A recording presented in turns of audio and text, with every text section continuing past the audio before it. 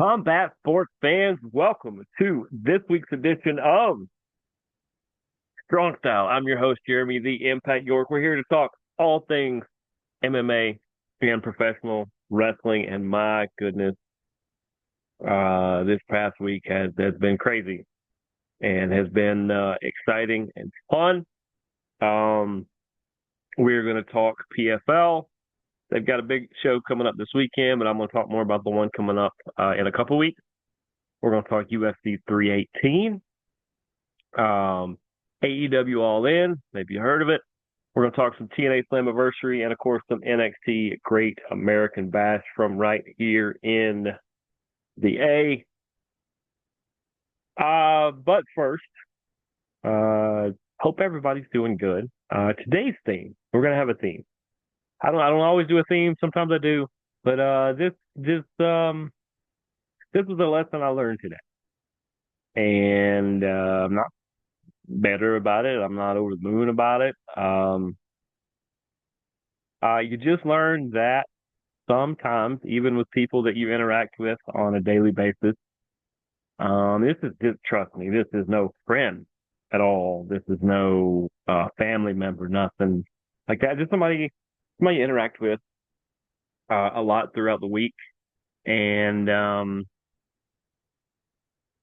there's different rules for different people, and which is fine. Hey, nobody says how you have to react to things, or that's fine. But the main lesson, the main lesson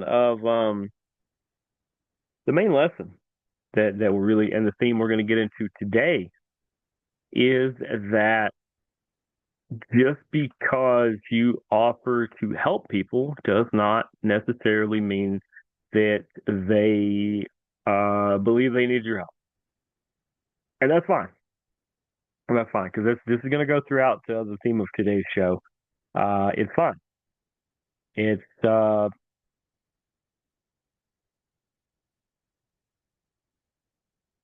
sometimes it's figuring out that you may need help to get the job done. Maybe you don't, and that's fine.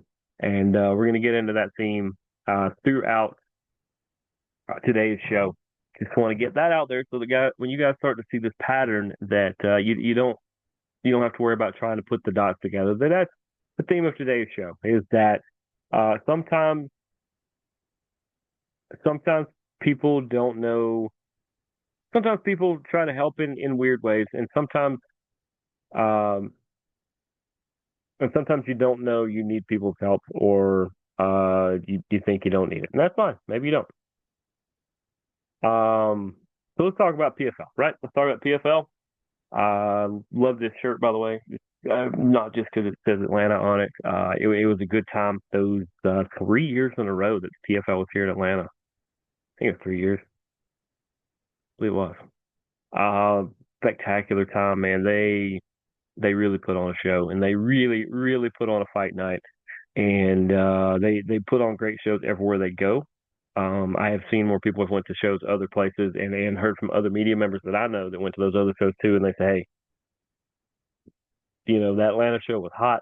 Man, the one in the one in this place or in that place or in that place was jumping too. It's just the way they put on shows. And that's awesome. That's awesome. The big show that I want to just mention for them is on Friday, August the 1st, 5 p.m. bell time, I believe, in Atlantic City, New Jersey, a place I would love to go. But on August 1st, I'll not be anywhere near Atlantic City. Um, there's a ton of fights booked. Some of them are half booked, where they have one side of the equation, they have not quite figured out the other side, or there are qualifiers in order to fill out the rest of that. But the two main fights out of the gate are the welterweight and featherweight finals for the big tournament. Gene versus Storley in the welterweight, and Pinedo versus Kai Buyalaev in the featherweight. I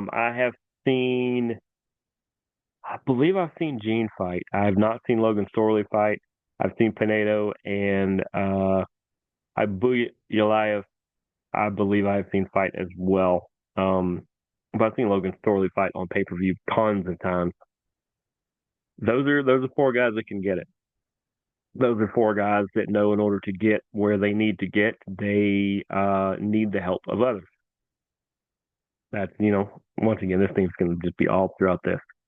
They have to build a team in order to be able to attack from all the angles and make sure they're covered when they go into a fight. Because let's say you have a boxing background, well, that's great. What happens when you go if you go against someone with some great grappling or some jujitsu? If this thing goes to the ground, all you know is your cardio and your boxing, and you're now flat on your back. That boxing ain't going to help you a whole lot.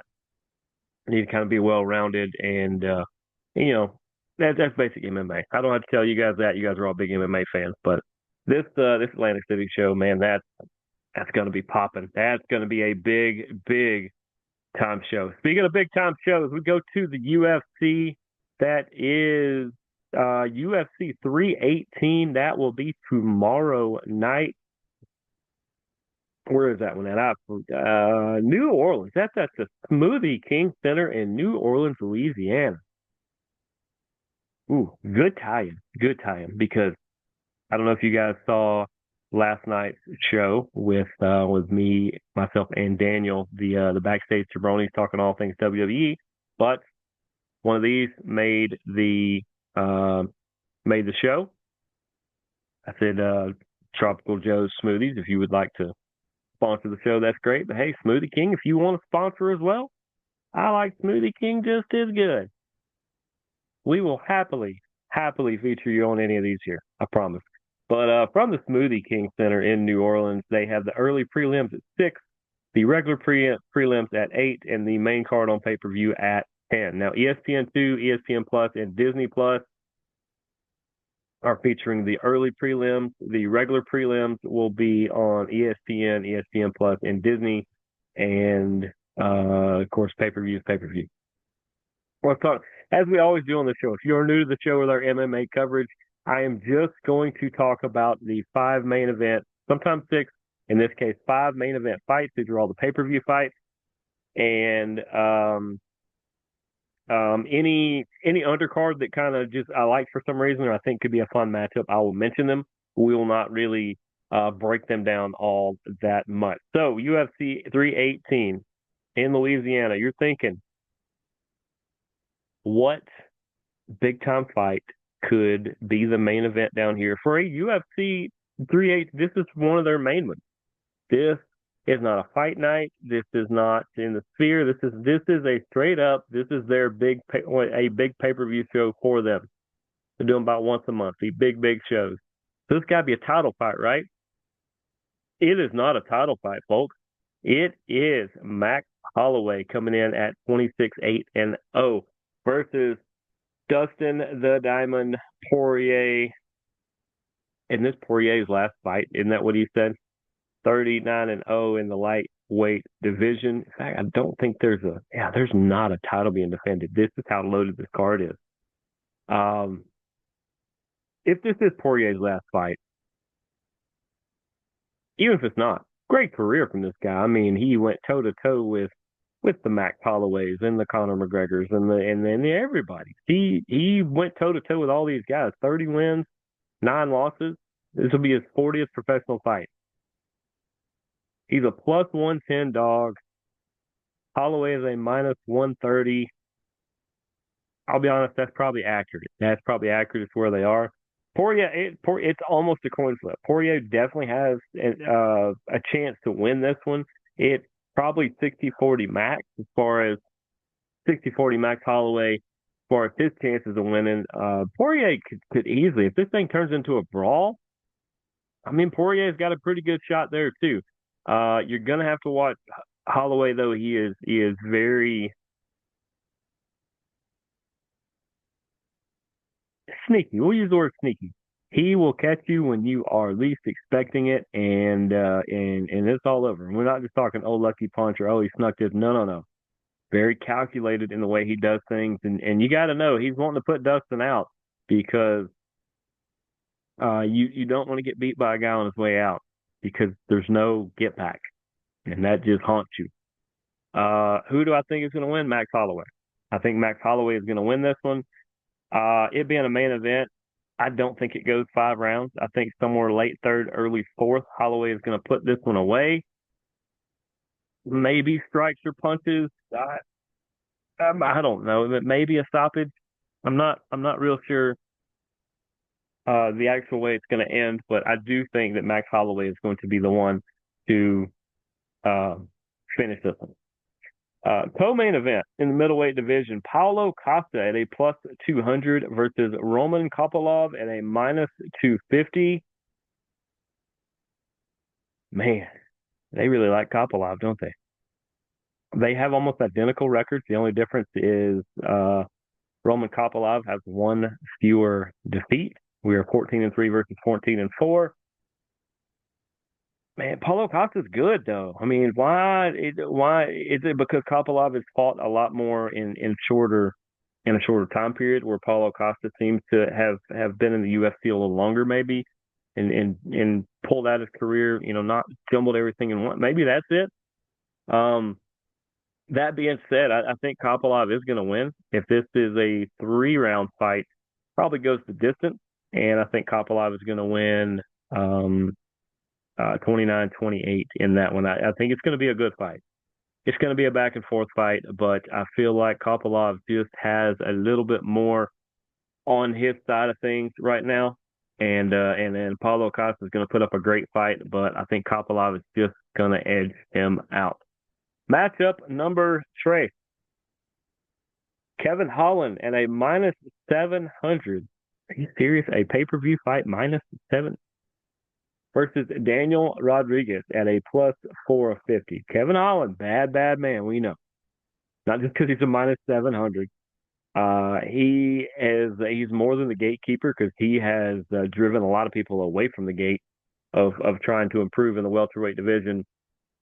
But Daniel Rodriguez has earned his way up to this kind of big time fight, and he's not going to back down either. So if they're going to fight, if the gate's going to open and these two are going to fight for the right to control the gate, I think we're going to get quite the Donnybrook. I think it's really going to break out, and we're going to have just a great stand-up battle, which is what I think we're going to see with this. That being said, I'll call the upset. Now, if you want to actually put ducats on this, now we live in Georgia, so it's illegal to do so.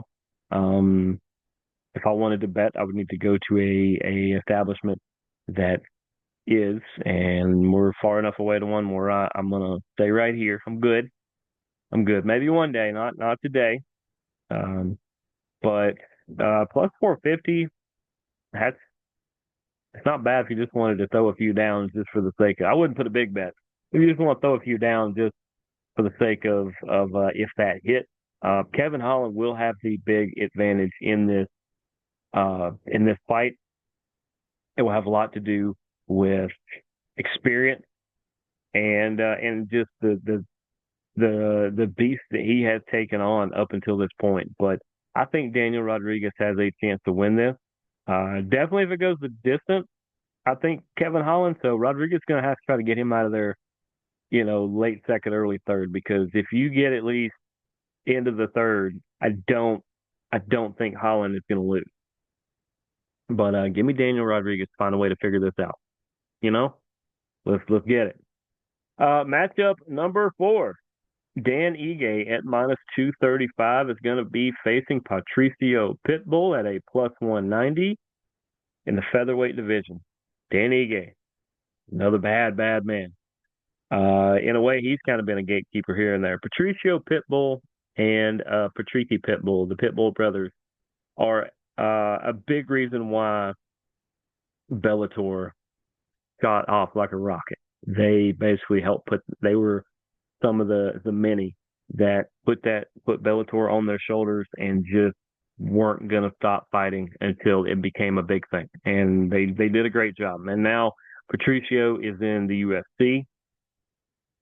Pitbull has not had the best start, but I don't think I don't think it's because he's past anything or lack of talent or anything like that. I think he might have been given a weird matchup out of the gate, and once he gets his footing, him versus Dan Ige is going to show us a lot. We're going to find out if Patricio is where he needs to be, or if maybe he is just that prize fighter. I think if he can beat Dan Ige, which is a tough mountain to climb, but if he can get a win over Dan Ige, even if it's a split decision or something like that, uh, I think that keeps the window wide open to him maybe making a run at the belt. Um, but if he loses to Dan Ige, he might just be that prize fighter, the guy that just look for big fight, big fun fight, and there's nothing wrong with that because it typically pays better, honestly, than chasing a title. But we'll see where Patricio is at. I think he has a chance to win this one. I would really like to see him try to make a run at the title. But I got Dan Ige to win this matchup. It's I can't go against Thunder Dan because I just believe in where he's at as a fighter right now a little more than I do Patricio. And then finally, the opener on the pay per view is going to be Michael Johnson at plus 450 versus Daniel Zellhuber at a minus 700 in the lightweight division for this to be a UFC 318, a big major pay per view. A couple lopsided fights on paper, but styles make fights. And I think, Michael Johnson has a chance to win this one, but Daniel Zellhuber, I believe, is going to win this one. And he's probably going to get a stoppage late first, early second. That's where I am with that. Other fights that could be a lot of fun: Marvin Vettori versus Brendan Allen, Francisco Prado versus Nikolay Varentikov. Adam Fugit and Islam Dulatov, Jimmy Crute versus Marcin Prokhnio, Ryan Spann versus Lucas Brzezinski. Actually the opening fight, these are two ladies you probably not heard a lot about. Maybe you have, Carly Judas and Nicole Cagliari. Women's flyweight to open up this thing. It's going to be on ESPN2. What did I say? Starts at 6. I might could catch this fight before I get where I'm going, or I might watch it while I'm there. I can probably catch a couple of the first fights before where I will actually be, and I will get into that in a minute. But yeah, that should be a lot of fun. Should definitely be a lot of fun. And before I even forget, let me get into the places I've been recently. This Saturday in Buchanan, Georgia. Look it up, people. It's a real place. It's right off exit 11, which is the Bremen, Georgia exit. Right off exit 11, you're about 10 minutes away from this venue. It'll be at the Livestock Pavilion in Buchanan, Georgia. It will be Premier All-Star Wrestling's Premier Fest. It is their biggest show of the year. They have a ridiculously loaded card. Where is it?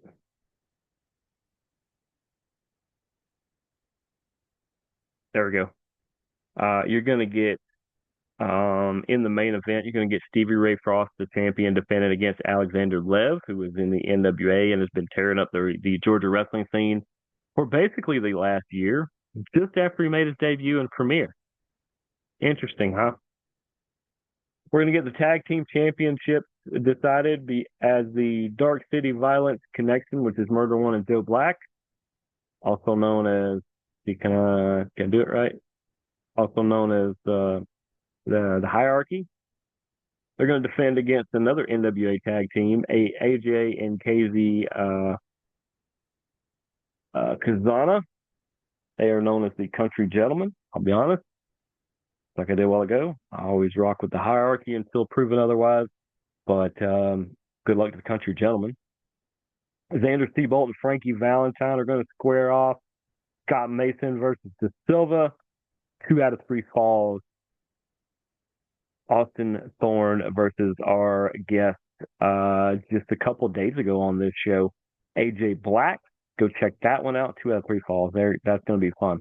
That's two guys who just can't get out of each other's way. And I said on the show, I don't have any prior knowledge, but in the things that I have kind of just put together, I feel like the winner of Austin Thorne and AJ Black in that 2 out of 3 falls has got to be considered one of the next contenders for the heavyweight title. Whether Alexander Lev is making uh, his first defense of it, or Stevie Ray Frost is continuing his close to 1 year run as the champion. We're also going to see Pat Roach versus Sean Nelson. You ever want to see? Yeah, I know it is. A lot of people say these new age wrestling, I can't get into the jumping off of this and doing this flip and doing this thing here, and I can't get into all the fast pace. Hey, it's fine. The good thing about wrestling, it's just like MMA. There's different styles for different folks. That's the way that one works. You want to see old school two guys beat the crap out of each other for 8, 10, 15 solid minutes. Pat Roach and Sean Nelson are going to old school wrestle, and it's going to be fantastic. And not to be outdone, they are going to dust up the 6-man tag team championship as Lamar Phillips, Chris Gaines, and Ryan Marks, otherwise known as the Lethal Gaines, are going to be challenging Tyson Maddox and the Wonder Boys, which are Aaron and Ethan Dallas. If you are unfamiliar with any of those 6 people, you really should be watching this show more, and you really should come out and see this show at Premier Fest. Doors open at 6, bell time at 7. I mean, we're talking $10 seats, guys. $10 for at least 2 to 2.5 hours of solid wrestling entertainment. Last weekend we were up in, from here we are this way, I guess, from where I'm at now. We were up in Rome for 12 Gauge Professional Wrestling up there, 12 Gauge Pro Wrestling. My goodness, they are doing. Rocky is got such a special thing going up there that he is building. We got to see the crowning of a new champion, as Walker 13 is now the inaugural heavyweight champion up in 12 gauge. Although Ryan Marks, that same Ryan Marks I just mentioned, we got to see a more sinister, dark side of him. That, if he's willing to go to that level to try to win a solo championship, imagine what he's going to do in this 6-man tag that I'm talking about here to try to get belts for him and his buddy. So many great things up in Rome. We have also been to the Bullpen Pro Wrestling shows out in Villa Rica. They all have shows coming up soon. We're going to talk more about those as we get closer on. Of course, Deep South Wrestling next Sunday is going to be at New Realm. There's been some fun developments, and there's been some odd developments, as it looks like Eric Adams, the matchmaker for Deep South, is not allowed to be at events because of a couple of complaints from wrestlers. And if he is even in the crowd as a fan, then it jeopardizes Deep South Wrestling and his license as a matchmaker and things like that. So, we got messages out to Eric. I've not heard back. When I hear more about those, you might see a special social media thing or whatever. We find out a little more about those. But other than that, man, Naja is the new champion over there. I couldn't be more excited for that. Big Naja fan. Just some really, really special things going on. We are going to possibly have a guest, somebody who is on that card. We'll have him on next week to help plug that show. And other than that, go support indie wrestling, folks. Go support indie MMA. There are fight nights all over the place. I know we have them all over the Atlanta area. There's some out in the West Georgia area out where we are now. I mean, go support. Sure, go see the big shows. That's fine. Go see the WWEs and the AEWs and the TNAs and the NXTs and all those and the UFCs and the PFLs. Sure. They deserve your support and your attention too. But these locals, man, they need your support. That's how they thrive. That's how these people get better. and then you see them on those bigger shows. How cool is it? It's just like when you see that band playing at a wing joint in August, and the following March, you see them opening for a big national act. Once again, people that sometimes people think they don't need other people's help. In this case, we all need each other's help to make everything bigger, better, stronger, faster, everything. So go support indie wrestling, indie MMA. Go support all this stuff. It's so great. What do we want to talk? Let's all in, right? All in. AEW all in. I'm gonna go over every match, including the pre-show. But first, let's get this out there because I didn't get a chance to say it on Backstage Jabroni's last night. Who do I think won the weekend? Was it WWE with their 3 shows in 2 days in Atlanta? Thank you, WWE, for being in town. It helped everybody. Or was it AEW with their 8-hour pay-per-view in Texas at the ballpark in Arlington? I would actually argue the people that won were the fans who got to see all this great content all in one weekend. Because if you were at one event, you went home and watched the other ones, or maybe you stayed home and watched all of them. Or if you were like me, you were at another show and then you come home and watch all of it. And sleep is something I can do later on. But no, I think WWE won in these aspects. WWE won because Great American Bash, that we are going to end the show with, was a really, really good showcase of the talent in NXT that they have right now and the things they have going on. I think they also won because the all-women pay-per-view Evolution was spectacular. Just amazing, just off the wall, bonkers, awesome. Saturday night main event, we got Goldberg's last match, which I felt he more than held his own. We talked about a lot of this on last night's show, so you want to go back and watch my actual full takes on it.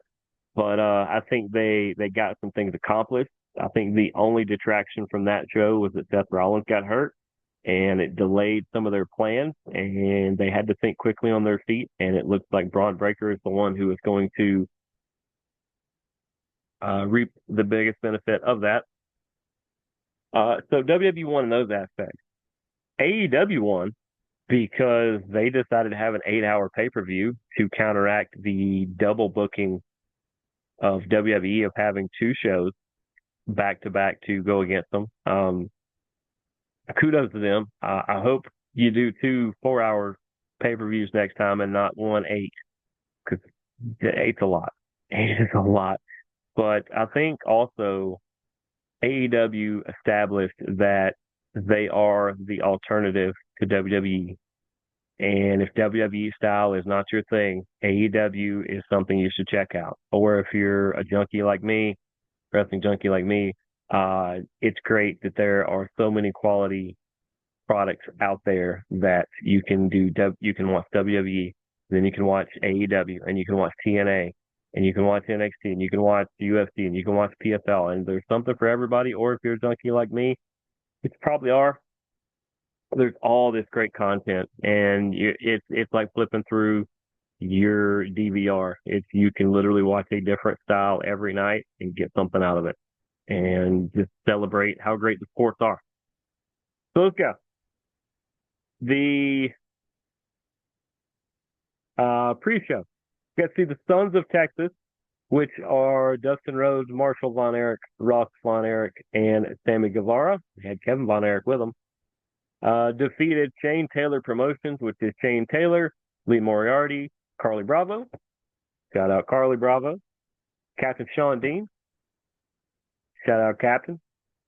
Fun guys, if you ever get a chance to meet them. And they had Anthony Ogogo and Trish Adora with them. Good match. Featuring a lot of talent. I don't like that they booked so many people all at once. But, hey, That means that Carly Bravo and Captain Sean Dean from right here in Atlanta got to be a part of the AEW All In pay per view. So kudos, guys. Kudos, guys. Great to see you on the big stage. Um, Up next was another 8-man tag team match, and we get it. But Big Boom AJ and the Conglomeration, which was Kyle O'Reilly Hologram and Tomohiro Ishii with Big Justice and the Rizzler, defeated the Don Callis family of Hechicero, Lance Archer, Rocky Romero, and Trent Beretta. Another fun, chaotic multi-man match. Good for Big Boom AJ with a win. Fun to see Kyle O'Reilly back with the Conglomeration for a night. And yeah, on to the next one. That disappointed me. FTR with Stokely Hathaway defeated the Outrunners. At least it was a solid 15, 16-minute match. But what is the point of FTR doing this program with the Outrunners if they just bury them and beat them in every single time they face? Because the only thing that could happen is that the Outrunners win the go home. So they're going to be 1-5 against FTR. How is that a good thing? How is that building the Outrunners at all? If FTR is going to do, it seems like to me, I mean, the Undertaker, I would get if the Undertaker has buried people before, but he doesn't bury talent. FTR buries talent. And I really like FTR, but my goodness, and just whoever they work with, it just seems like I don't like it. I don't like it at all. And I'm not saying the Outrunners should just trounce right over them. I'm just saying, first off, why are they having 4, 5, 6 matches on TV or on pay per view, and the FTR's winning every one of them? What are we doing? What are we doing? Now, of course, that led us to the opening trios match for the trios championship, where the OPPs of Katsuri Shibata, Powerhouse Hobbs, and Samoa Joe defeated the Death Riders of Claudio Castagnoli, Wheeler Yuta, and Gabe Kidd. I don't know. Their trio stuff starting to kind of level out. It's good that the OPPs have them. We saw Samoa Joe get hurt. Let's go ahead and pull the wall back a little bit. Part of it is, yes, he's hurt a little and needs some time off. And 2, he has a new Twisted Metal series or Twisted Metal movie to promote. Needs some time off. But I don't know. Trios didn't really go anywhere. They need to do something to kind of put some life into it. I thought this match would do it. It was an okay match. In the end, it was an okay opener. The one that should have been the opener is the next match we're going to talk about, which is the men's Casino Gauntlet Battle Royal for a future AEW World Championship match. I put on Facebook that I thought MJF was going to win this. MJF won this, unfortunately, by pinning Roderick Strong. Sorry about your luck, Roddy. I hate that it was you. It did make MJF look pretty good, but MJF having basically the Money in the Bank shot coming up is the right move. Him and Hangman would be pretty good because I think, or him and Moxley. Either way, because I haven't told you about the main event yet. Him versus either one of them makes sense. Makes a lot of sense. You can flip Moxley good to do that. MJF is definitely not good. Or Hangman versus, there's Swerve and him. There's a bunch of matchups that really make sense. But MJF wins another Gauntlet Battle Royal. After a while, they're just going to name it the MJF Battle Royal because I think he's like 3 out of 4 or 4 out of 5 or something like that. And the only reason he didn't win the other one was because he was the champ and he was in the main event. He's that cornerstone, folks, and he's that good. Now, the heartbreaking news was that Adam Cole comes out and he says, "I'm not medically cleared," and he has to forfeit his belt. He was supposed to go against Kyle Fletcher, and Um, so Tony Khan pulls the ultimate card from up his sleeve, and he says, "Well, not only am I going to name uh, somebody in his place, and him and Kyle Fletcher will, uh, he goes, let me put Danny Garcia in there, Daniel Garcia. So we've got Kyle Fletcher versus Danny Garcia, and it's going to be for the AEW TNT Championship. He goes, I'm going to do one better. I'm going to also put Sammy Guevara in that match. And you're like, oh, wow, man, just how could this get any better? What a great. And he goes, we started with two, then went to one, then now to two, then now to three. How about we add the natural Dustin Rhodes and make this a four-way? Dustin's already wrestled once. So he comes out, puts on a fantastic performance, and you're new TNT AEW champion, the natural Dustin Rhodes. The natural, I mean, this is not a Lifetime Achievement Award. No, this is a you deserve it. You deserve it. And as he said, don't let people tell you no and that things aren't possible. Because here he is, in his 50s, and he's the TNT champion. I mean, and it was incredible. Those are three people who can really, really work. Four people, if you count Dustin, by far. And the way he works with people is outstanding. So congratulations to him being the absolute new champ. We get to a tag team match where Swerve Strickland and Will Ospreay with Prince Nana took on the Young Bucks of Matthew and Nicholas Jackson. Now, here are the stipulations. If the Young Bucks, Matt and Nick Jackson, lost, they are no longer the executive vice president of AEW. That's pretty big.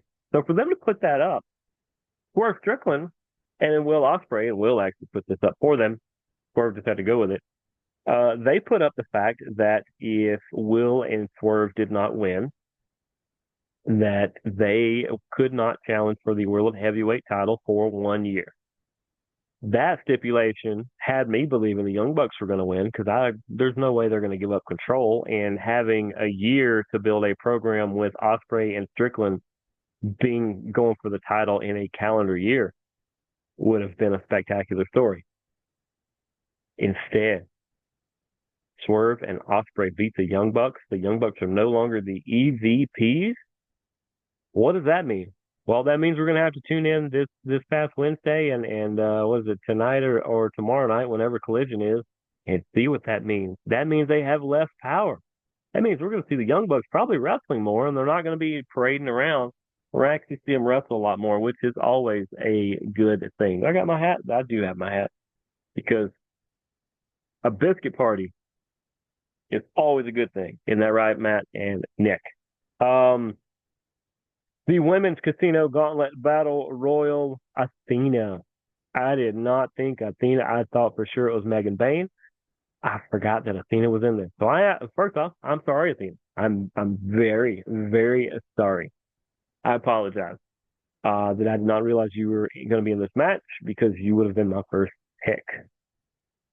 But she wins by pinning Mina Shirakawa, who can easily take the loss. But the women that were in this match, just unbelievable. Like AEW, not to copy WWE, but AEW, if you wanted to have an all-female show, I think you've had one before, even if you just did a whole Collision or a whole Dynamite of just the female talent, the women that you have in your division, it would probably excel. It's one of the deepest rosters in the sport. And every one of them are just crushing it, just absolutely crushing it. But now we're going to get to see Athena versus the Women's World Champion. We will get to that in a minute at a later date, and that is going to be spectacular. And I will have I'll tell you too. Part of it is that Athena is really good. Part of it is that she is the Ring of Honor Women's Champion. Part of it also is rumor has it her contract is coming up in WWE. It's going to be after her heavy to bring her back. She used to be Ember Moon. Does anybody remember that? Hopefully you do, because WWE did a good job of burying it up until right at the end. She is fantastic. She had a big knee injury. They kept her around for a little while and then released her. She went to AEW and has become a star. But part of it is they know WWE is going to come calling, going to come knocking on the door. So you want to promote her and show her that you care about her too. In a match that should not surprise anybody whatsoever. The Hurt Syndicate, yep, they hurt people. Only the ones that get in their way. Bobby Lashley and Shelton Benjamin with MJF and MVP, who they don't need, defeated Jet Speed of Kevin Knight and Speedball Mike Bailey, and the Patriarchy of Christian Cage and Nick Wayne with Kip Sabian and Mother Wayne down there. I really thought Cage and Wayne would be the better shot to win this one here. They could sneak in there and steal a victory, maybe pin Jet Speed to do it. But I also forgot, to Bobby and Shelton, I will heartfelt apologize to you as well. You're still that good. You're still that good that you beat 4 highly skilled people with all their entourage and extra people, and you're still the champ. So the Hurt Syndicate, they keep their tag title. We got 3 matches to go. Timeless Tony Storm with Luther defeated Mercedes Moné with a Storm Zero off the second rope. I believe she did 3 Storm Zeros in a row. Moné kicked out. She went up to the second rope and did one from up there, and Moné did not. Few things. First off, Athena versus Tony Storm. Yeah, give me that match all day long. It's going to be spectacular. Secondly, I've been on record on this show a little, on Fabulous Wrestling Talk, when myself and Clay Harden get together to talk about AEW pay-per-view. Hopefully we'll be doing that again very soon. But I've been on record saying that I'm not the world's biggest Mercedes Moné fan. And rumor has it she has this creative control and these other things happen. And Tony Khan finally came out and said, nobody has this creative control that you guys have come up with. Do I ask people's opinion? Sure. Do I ask people for input? Sure. At the end of the day, I make the decision, and that's what happened. And I believe him. I don't always believe promoters when they say things like that. I believe him in this case. But let me also say, Mercedes and her ability is growing on me. It is.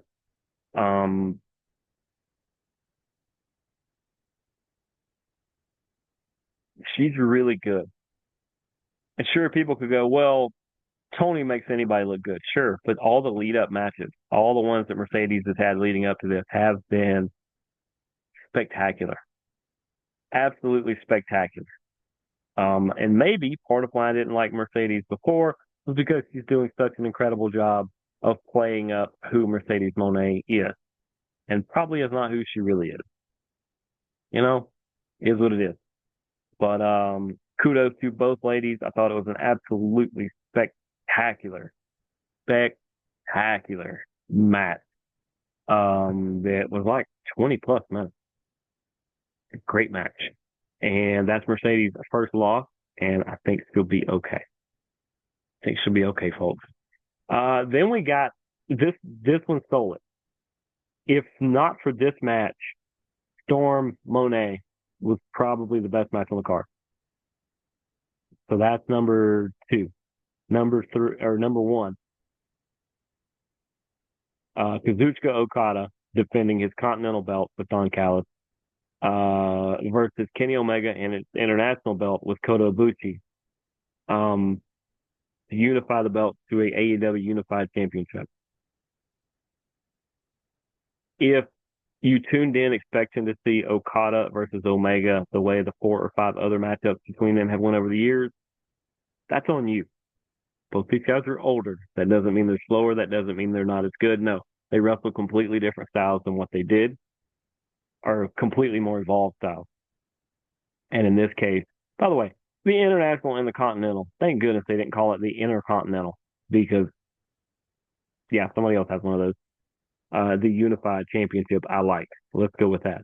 But to see that Okada and Omega can still go at the highest levels and still are two of the best on the actual planet, just unreal. And you throw in Callis and Ibushi down there, and it just makes this rivalry to where I don't think we've seen these two for the last time against each other. I think you're going to see so many more times. I mean, I would say 2 to 3 more times we're potentially going to see Okada versus Omega. Maybe for a championship, maybe not. Maybe in a loser leaves the company thing. I could see that because I'm not sure how much longer either one of them are going to do it. I hope a long, long time, but that's not my call. That's not my call. They do not need my help in this way whatsoever. Knowing when to call it. And then finally, and it's not that this match was bad, because the main event was unreal, unreal, unbelievable, unfreaking believable. As Hangman Adam Page gets the demons that were always in front of him out of the way and beat Jon Moxley by submission to capture the AEW World Championship, get it out of that briefcase, get it away from the Death Riders, give Moxley hopefully some time off to heal, and because the damage that fork was doing to his skull, and if you don't know what I'm talking about, catch the clip. Maybe not watch the match, catch the clip. But it was a Texas Death Match. And see, here's the main. This is how this team really kicked in. It wasn't just because this was something that happened in everyday life. Because Hangman Adam Page has always been a little bit of a loner. Even when he was in the Bullet Club, he was kind of the loner. When he was in Ring of Honor, he was kind of the loner. They'd pair him up. He's kind of the loner. No matter what they seem to do, he's kind of a loner. He's a lone wolf. It's kind of how he operates. It's usually how he does. Well, when he first tried to take out Moxley by himself, didn't work. Same thing when Will Ospreay tried to do it, or Swerve Strickland, or anybody else. They tried to take Moxley out. They try to go it alone. And while I can argue that Hangman Adam Page is good enough to beat Jon Moxley straight up, most of the time, gotta give Jon some credit. You can't beat Jon straight up because Marina Shafir is going to be down there. Claudio Castagnoli is going to be down there. Gabe Kidd is going to be down there. Pac, when he's healthy, is going to be down there. Wheeler Yuta is going to be down there. You're going to have other trials and tribulations and gauntlets to run through when you face Jon Moxley. It is not just a one-shot deal. So Hangman realized that. And he realized that a couple weeks ago. And he knew that Will Ospreay was on his side. And that's why we saw that meeting with Swerve Strickland, where they needed to hash it out. They both did some very, very terrible things to each other that warped each other and their families. And they hashed it out. And, you agree to disagree on those sorts of things. But Hangman knew, I'm going to need help to take out the riffraff and the other challenges around me and around Jon so that I can take him out. Because when the deck was completely cleared, Hangman won. And Hangman is the right person to win going forward. As I said before, him versus MJF would be fun. I would wait a month or so before I really got into that. I would have Hangman defend against somebody in between there. I don't know who. But, based on the appearance of Cope coming back, it looks like I would have normally said Christian would be a great one. But it looks like Cope and Christian got some stuff to hash out between now. And I think Adam Copeland, Edge, whatever you want to call him, Cope, I think Cope has a year or less left. A year or less left in his career before he's going to hang it up. Had he not got hurt, I think it would be close to the year now. He got hurt. And before he goes out, I think he wants to face Christian one more time, and I think he wants to team with Christian at least one more good time. I think we're going to see that very, very soon. Lots of other people coming back, too. Darby Allin, let's see, all the people that were in the men's gauntlet. You had Mark Briscoe, MJF, Ricochet, Bandito, Konosuke Takeshita, Mystico, Josh Alexander, Anthony Bowens, Roderick Strong, Brody King, Juice Robinson, the Juice is loose, Kota Ibushi, the Beast Mortos, and Max Caster were all in it. Kudos to Max Caster for not taking the pinfall, because of everybody in that right there, I would have told you a million times over Max Caster's going to take the pinfall from whoever wins. So kudos to him for avoiding that. Like I said, we also saw the return of, well, we'll talk about that in a minute. The women's gauntlet match. We had Chris Statlander, Megan Bain. By the way, can we get more of those two at each other like that? Because fantastic. I'm a big fan of Willow Nightingale, who was in it. Ty Mello, who just came back. Tekla, Julia Hart, Queen Aminata, Mina Shirakawa, Athena, Thunder Rosa, Sayuri, and Alex Windsor. We got to see the debut of Alex Windsor. It's about freaking time. It's about time.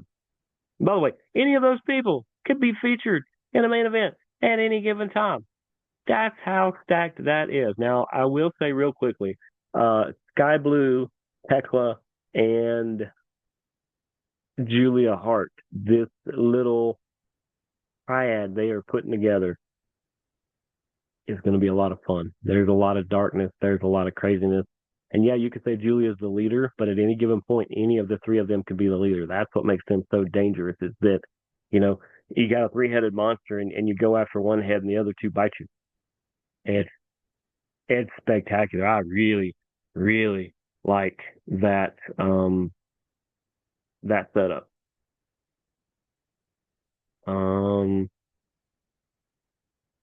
Like I said, we got to see Juice Robinson, the Guns, Cope, Bryan Danielson, Darby Allin. I mean, all those people are back now.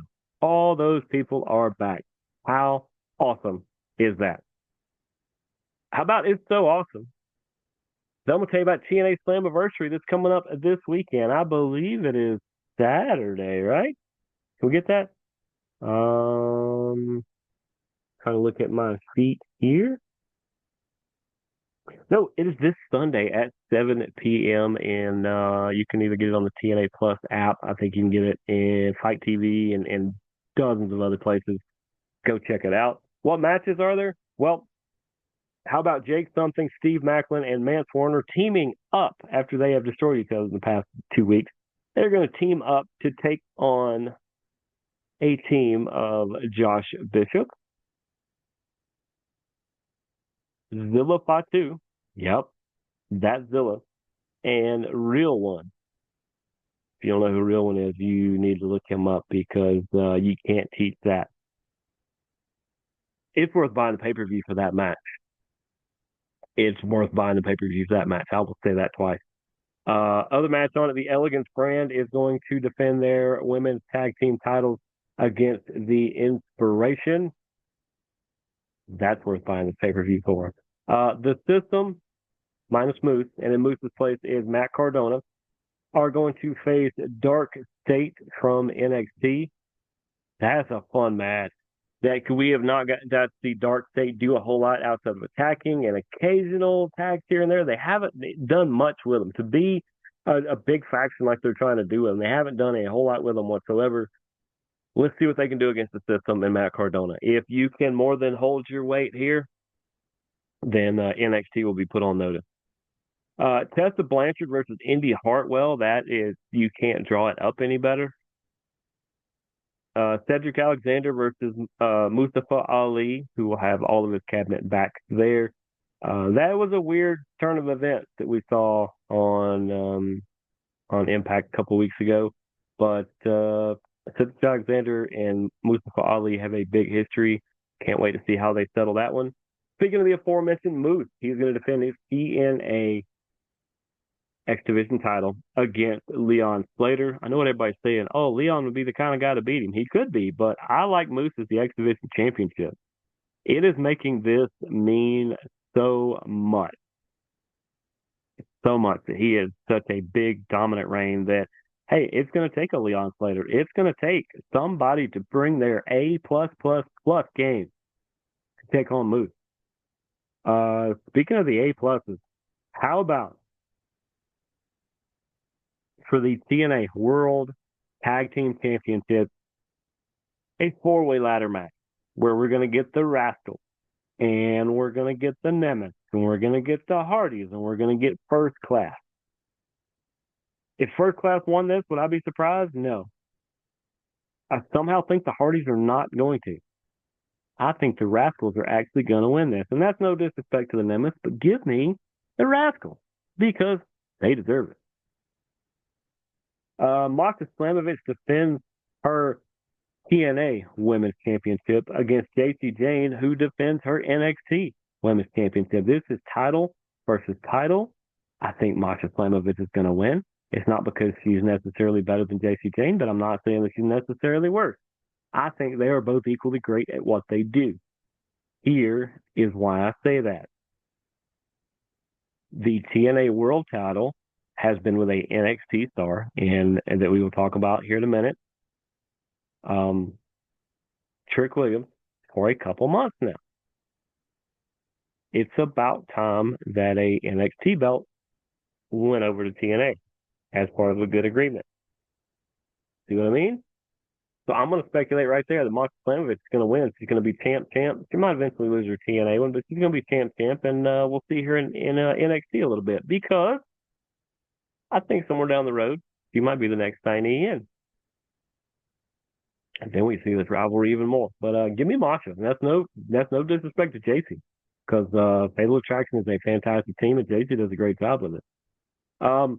Big news: AJ Styles is going to be there Sunday for Slammiversary. He was a part of probably 18 of them. It felt like, but it'll be good to have AJ Styles back in a TNA ring. He's not scheduled to compete. Doesn't mean he won't, but I could, or keep in mind, maybe Dominic Mysterio shows up to further their feud. I mean, what better place? Because nobody would expect him to show up, except for this guy. But also for the TNA World Heavyweight Championship, Trick Williams is going to defend against Joe Hendry and Mike Santana. I know what you're thinking. This is where Joe Hendry gets it back. I don't think so. I think Mike Santana is going to get it because the same thing I said about Masha. Joe Hendry's contract is going to be up sooner rather than later. I think maybe by the end of the year, or something like that. He's probably going to sign with NXT. That's probably what I'm thinking. And Mike Santana is probably the guy to take TNA into the next era. Him and Steve Maclin, I think. So give me Mike Santana to win that one. Like I said, that is this Sunday, July 20th, from Long Island, New York, at the UBS Arena. Get your tickets now. It's going to be so much fun. It's going to be absolutely so much fun. I told you I was going to end with NXT Great American Bash. How we doing on time? Doing good. All right. There were matches. There were 5 matches. And like I said, I felt like they did a great job of showcasing some of their bigger talent. And I think I will tell you what some of it means. Javon Evans beat Jasper Troy by pinfall. Here's the thing. Normally, I would say I don't like Barry and Jasper Troy so much because he is like a miniature Oba Femi. He's like the future Oba Femi. When Oba gets called up, I think Jasper Troy is going to take that. And yeah, he just won the show and he's just on. Yeah, but he's good. He's really good, guys.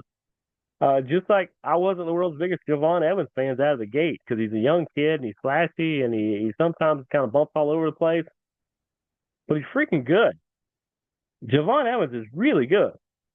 So the fact that the more established guy in Javon Evans beats Jasper Troy, the new guy, I don't have a problem with that because that furthers something later. Because well, I'll get to it in a minute.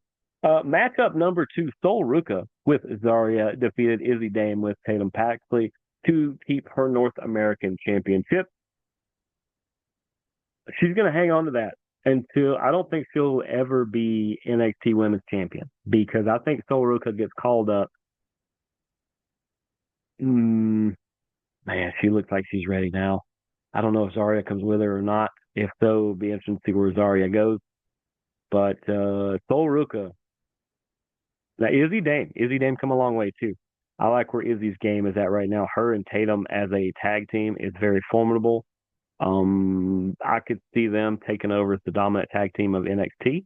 I could see them potentially winning the tag belts if they got the chance. The women's tag belts, which are across all platforms. But I see Sol Ruca getting called up sooner rather than later. She's really good. She's really polished. She's got a lot of energy.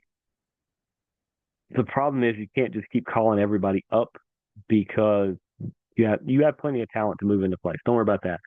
There's only so much room at the end. And if you keep moving people in, then you got to start kicking people out. And that's going to be unfortunate because it's probably going to be people you really like. But like I said, the Jasper Troy factored into Ethan Page versus Ricky Saints because that was a Falls Count Anywhere match. It goes all the way into the locker room where Ricky Saints gets crushed by Jasper Troy, who was still upset about his loss to Javon Evans, and Ethan Page gets the win. Love it. Ethan Page, Ricky Saints is going to be that rivalry that we just see nonstop, back and forth, back and forth, back and forth, and it's just so fun. It's going to be so fun. Ethan Page does have the edge right now, not just the Ethan's edge, but he has the edge right now in this. And if he doesn't get called up, then I could see him just continuing to hold titles and make them mean something. Obafemi took on Yoshiki Inamura and was able to retain his NXT championship. Now, Inamura and Josh Briggs got into it a little bit in the past week or so about trying to win by any means necessary or trying to win the honorable way. And it's going to lead to a triple threat between all three of them, which doesn't make a lot of sense because I would say Inamura nor Briggs are on a level yet to take it from Obafemi. Briggs could be if he's pushed the right way. Briggs is a big, tough kid who can do some really good stuff. I don't want him to just flounder out there. I want to see what he can do moving forward. And then that left us to the main event, which also eventually factored in to Evolution. Jordynne Grace and Blake Monroe defeated Fatal Influence of Jacy Jayne and Fallon Henley, of course, with Jasmine Nix, in a tag team match. Jordynne Grace has her backup in Blake Monroe until Jordynne Grace had her match at Evolution that me and Daniel talked about last night. But just know that Blake Monroe used a belt to make sure that Jordynne Grace was not going to be champion from Jacy Jayne. So, once again, you can try to help people, but sometimes they don't want your help. Sometimes they don't need your help. They don't think they need your help. Whatever it is, you can try to help. You can try to be that person, and it's not always going to work out. So you brush it off. You do your best, and let the big man upstairs do the rest. That's what my good buddy Matt Skinner says, and that's a good way to sign this particular show off. Appreciate you guys tuning in to another great edition of Strong Style. I'm your host, Jeremy the Impact York. We are going to be back early next week. This show is going to start being earlier in the week. Again, that is just a good time slot for it. We have finally cleared all the crazy chaos, and this show will be an early week show starting next week. But for everybody here at Impact Media, I am Jeremy the Impact York. We will see you guys down the road. Go support indie wrestling. Go support indie MMA, and we will see you guys down the road. Deuces, gooses. Go watch wrestling. Go watch fighting.